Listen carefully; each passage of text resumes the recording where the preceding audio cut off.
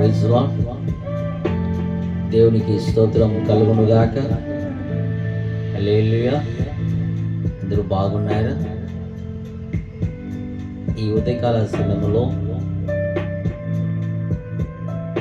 ప్రభు మనకి ఇచ్చినటువంటి వాగ్దానం కీర్తనలు 91:10. నీకు అపాయమేమీ రాదు, ఏ తెగులును నీ గుడారము సమీపించదు. ప్రియ సహోదరి సహోదరుడా, ఏ తెగులు నీ గుడారము సమీపించదు. నీకు అపాయమేమీ రాదు. నీకు, నీ పిల్లలు,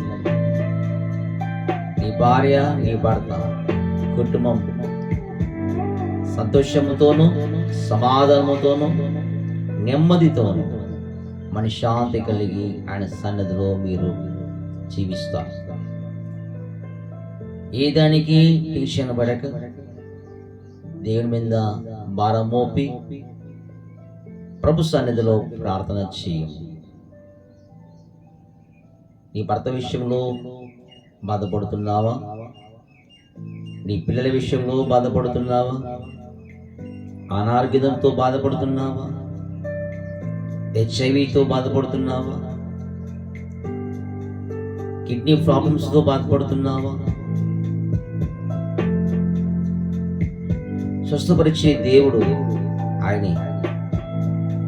నిన్ను బలపరిచి, స్వస్థపరిచి, దీర్ఘాయునిచ్చి నీ కుటుంబాన్ని కాపాడే దేవుడు ఆయనకుడే. భయపడగము. నా నామములో మీరు ఏమి అడిగినా దేవుడు ఇస్తానని మాటిచ్చి ఉన్నాడు. కుమార్తె విషయంలో, నీ కుమారుడి విషయంలో ఏడుస్తున్నావా? నీ కుమారుని దేవుడు సుస్థపరుస్తున్నాడు. నీ కుమార్తెకి మంచి ఆరోగ్యం ఇస్తున్నాడు. నమ్మండి, విశ్వసించండి. నీకు, నీ గుడారము అపాయమేమీ రాదు, ఏ తెగులు నీ గుడారము సమీపించదు.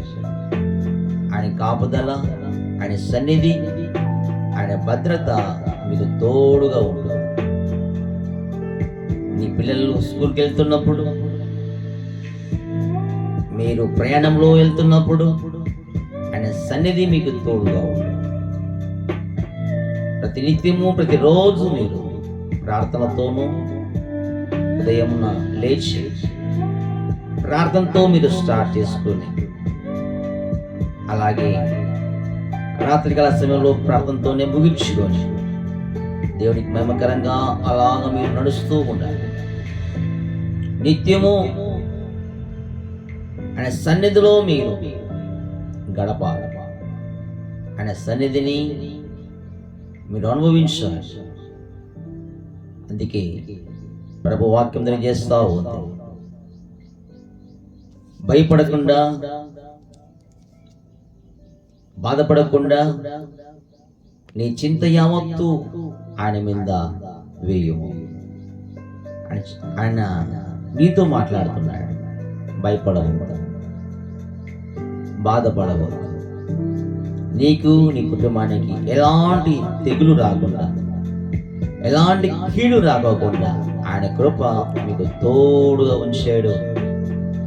చెప్పండి, ఆయన కృప మీకు తోడుగా ఉంచాడు.